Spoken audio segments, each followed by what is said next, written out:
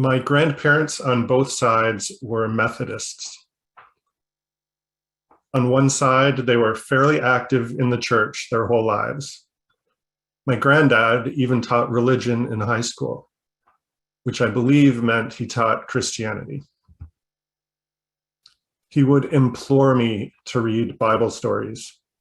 They are good stories, he would say. Granddad didn't say that they were true stories. He didn't say that they were the only good stories. But Bible stories were the only stories that he implored me to read. My granny's relationship with the church seemed to be primarily about community. She liked getting together on Sundays with good people. On the other side of my family, my grandparents gave no sign that they were interested in church, and perhaps they stopped going as soon as they had the choice. So many people come to Unitarian congregations from other traditions. Perhaps they love religious community, but the one they grew up in didn't do it for them. Maybe the stories they learned were good stories, but not the only good stories. And perhaps some of the lessons they were taught did not fit with what their own conscience said. And so many of us here are here because we did not accept the religion that was handed down to us. The religion handed down to us was not broad enough, and it was sometimes wrong. We have as a core value that we need to do our own discernment. We are driven to do a free search for truth and meaning, not to accept what we are told. We are driven to do a free search for truth and meaning, not a search limited to one source. As Unitarians, we place a high value on thinking for ourselves and finding our own way. Back in the 1970s, it was even common for our children's programs to teach about a variety of world religions, but not even mention our own Unitarian principles. Parents didn't want to impose their views on their own children. They showed their kids many different views and encouraged a free search for truth and meaning. So what truth could we find in Buddhism, paganism, humanism, Judaism, Sufism, and so on? So much searching to do, so we searched and we searched and we searched. As Mick Jagger once said, I'm free to do what I want, free to sing my song, not the song that was handed down to me. Freedom, oh freedom, yes, freedom, cry freedom. So there's so many jokes about how free Unitarians are when we change light bulbs. We're just so free. Freedom, freedom, freedom, freedom, freedom. But there is a problem. We have a limited view of what to do with our freedom. We don't know what we don't know. Just like my grandparents who grew up with Methodism, I grew up with 1980s pop music. I didn't love it, but it was okay. I didn't feel the need to run from it and find something else. There was a song called The Reflex. I didn't know what that song was about, and I wouldn't have vouched for it in debate, but it was on the radio and it was good enough. But when I discovered Pink Floyd, it was like my eyes opened up to a whole new world. Youth, protest music, the dark side of the moon, a floating rainbow prism in outer space. It was bold and mysterious. I thought that Pink Floyd was the best band in the world. So different from everything else. They were outside of the box. But little did I know how far inside the box I was, and how much more there was outside the box. When the movie Stand By Me came out, I discovered 1950s pop music. When I dropped out of school and went hitchhiking out west, I discovered Bob Marley sung around campfires, singing about redemption. Wow, what a rush. I found out about indigenous chanting in many, many varieties, so much richness. And then I discovered the richness of music that is created in a moment while being with people who are dancing with abandon. I discovered how erotic Beethoven's piece for Elisa can be when you remember that it was written for a lover and not a typewriter. So we are surrounded by so much, but we don't always see it, even if we think we are free.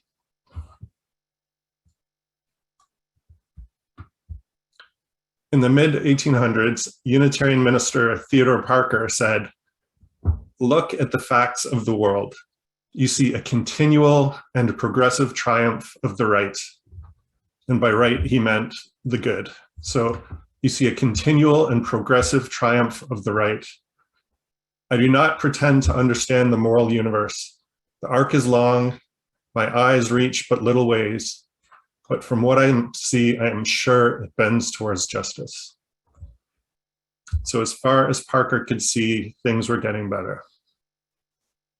He does say in the same paragraph that the injustices of slavery needed to be made right. He was aware of that problem. But apparently he didn't see problems with the continuing genocide of First Nations people or the continuing expansion of colonialism. So Theodore Parker acknowledged that he had a limited view, but even so, I think he underestimated how much he didn't know. And we can have a limited view, not just as individuals, but as a community. The author Eric Hoffer says that when people are free to do as they please, they usually imitate each other. So the Society of Nonconformists, it doesn't exist, let's pretend. The Society of Nonconformists doesn't realize that they're all wearing the same style of clothing. Alternative music becomes not music that is outside the box, but music that is in a box labeled alternative music, as boxed in as the music it was trying to escape. As Unitarians, we need to be ever vigilant that in our freedom, we are not boxing ourselves in. So to summarize, we want the freedom to search for truth and meaning, but we have a limited view, so we can't search as freely as we'd like. So how can we see beyond our horizons? How can we see outside of our paradigm? How do we see outside of our Overton window? Wonder if you've heard that term. The Overton window is the window of conceivable beliefs, what people could possibly believe. So how do we see outside of our Overton window? Imagine you are a Greek grandmother in the 1980s, and your grandchild brings home their new partner. Your grandchild says, "My partner is vegetarian. Can you feed us something vegetarian?" What does it mean to be vegetarian, you ask? It means we don't eat meat. Can you feed us something else? You think for a moment, and then your eyes brighten up. Lamb. We will have lamb. So this sad tale has happened far too often, but we don't have to frame it as a sad tale because it can have a happy ending. Oh, vegetarians don't eat lamb either. Okay, thank you for telling me. I'll go Google vegetarian now so that I can learn more. We can get outside of our paradigm by having new people in our lives, expanding our Overton window, and by taking responsibility ourselves for learning more. Now, without picking on men, I will say this to men. There are things about you that every woman in the room sees that you don't know about. So you can get beyond your paradigm simply by opening up to the other points of view in the room with curiosity rather than defensiveness. We talked in my sermon last week about potlucks, 2 weeks ago.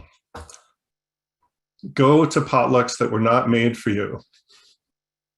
As Unitarians, we can be gung-ho at doing this, trying out new rituals and traditions from other cultures, but too often we do it as tourists rather than as novices. Get outside your paradigm, go where other people are at the center. Go with humility. Go with openness. Go as a newborn. We can get so used to riding up and down the elevators of our lives that we forget that there is a staircase, another way to move through the world. As we ride our elevators, we can forget that there are other paradigms, other contexts, other ways of being. So continually make the choice to see beyond your horizon by putting other people at the center. In addition to our UU principles, we have 6 UU sources. 6 sources to draw from so that we are not trapped within our own paradigms.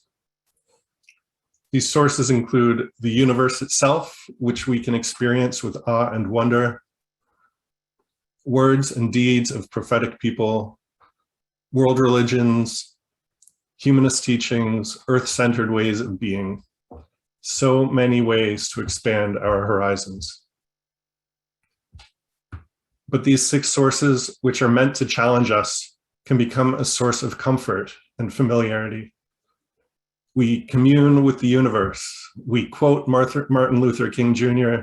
We do a circle dance at solstice. It can be so comforting. I believe that the second source could be doing a lot more work if we shook it up a bit. The second source is words and deeds of prophetic people. So, well, which people are we talking about? Prophetic people are people who shake things up. If you're comforted by a prophetic voice, that voice is no longer prophetic for you. It's found a home within your paradigm. So where can we find voices that rock your world? The Our Whole Lives curriculum has one answer. Our Whole Lives, or OWL, is a sexuality curriculum that helps us to learn about ourselves and the whole range of human ways of being. The OWL curriculum says that there is a lot of wisdom at the margins. People who aren't in the mainstream paradigm are forced by circumstance to explore new ways of being. People who don't fit into the 1950s nuclear family. So lesbians and gays, often with joy, but too often painfully, expand what is understood as normal and beloved. Bisexuals say, we're here too. Trans people say, we're here too. Non-binary, asexual, genderqueer people, on, continually expanding the Overton window. So where can we find prophetic voices? Often at the margins. So to summarize, we want the freedom to search for truth and meaning, but we have a limited view, so we can't search as freely as we'd like. We need to be intentional about searching beyond our paradigm. And in particular, we need to turn towards the margins. And if you are at the margin in some way, you are at the center in some other way. So you can always find people that you're not noticing. Even the margins have margins. If you are free and irresponsible, you might do a search for truth and meaning, come across Elvis Presley and say, Eureka, I have found it. Music doesn't get any better than this. But Elvis did not invent his music out of nowhere. Elvis copied Black musicians and Black traditions. Before he met his manager knew the music, but because of racism, he needed to find a white person to play it. If you are free and irresponsible, your search will stop with Elvis Presley. But if you are free and responsible, what can you do? In what ways do I need to be accountable to help me to get beyond Elvis? First and foremost, I need to be accountable to my own conscience. If our society turns Elvis into music that is meant to calm you down in the elevator, my conscience needs to say, this isn't right. Music is meant to be alive, toe tapping, soul expanding. Your conscience often knows when something isn't right. Human connection is meant to be beloved, heartfelt, forgiving, challenging, joyful. Your conscience often knows when something isn't right. But my conscience can be lulled into complacency. I accept that life includes compromise, and then when things don't feel right, I brush it aside as just the way life is. So sometimes my conscience tells me that my conscience isn't enough. My conscience tells me that I have to suspend disbelief and open myself up to other people's consciences. Suppose your conscience allows you to go to your workplace's Christmas party, even though it is soul destroying. You talk to a friend about it, and your friend's conscience says, you can skip the party, it's okay. The two of you talk it through and you integrate their conscience into your point of view. Maybe your conscience tells you that your workplace is way too hierarchical. Perhaps you're in academia. But a job is a job, so you stay with it. Other people don't make it into the hierarchy and are forced by circumstance to develop other ways of relating. Their conscience tells them that their ways are worth spreading. Your conscience needs to expand to include consciences that are at the margins, that have something to say about how society is organized. The proposed 8th principle has the word accountably in it. So what does accountability look like when we care so much about freedom? Accountability does not mean putting aside your own conscience and depending on other people's consciences for approval. I think accountability means suspending disbelief long enough to be able to integrate other paradigms into your perspective. If changing our minds was easy, if noticing things was easy, we wouldn't need prophetic voices to shake things up for us. Now, integrating other points of view doesn't mean believing everything people tell you. And frankly, I think most prophetic voices are wrong. If you only hear the right ones, maybe you're in a wonderful community of right people. I think most prophetic voices are wrong. So one of your friends will tell you, do go to the office Christmas party and teach everyone the moves to the song Thriller. They'll think that's a good idea, but that only sometimes works, so be careful. So get input from multiple friends before deciding what to do about the work party. And when considering how to reorganize society, get input from multiple groups who are promoting another way from the margins. We all have blind spots. We need to suspend disbelief and get other points of view. We are all privileged in some way, and that privilege means that we can't see what everyone else in the room can see. So suspend disbelief, crank open your Overton window, and go beyond your horizons. Look to the margins. There is so much more to see. Ask yourself, in what ways am I settling for Elvis? And what can I do so that I too can leave the building and have a search for truth and meaning that, by being responsive to other paradigms, becomes even freer?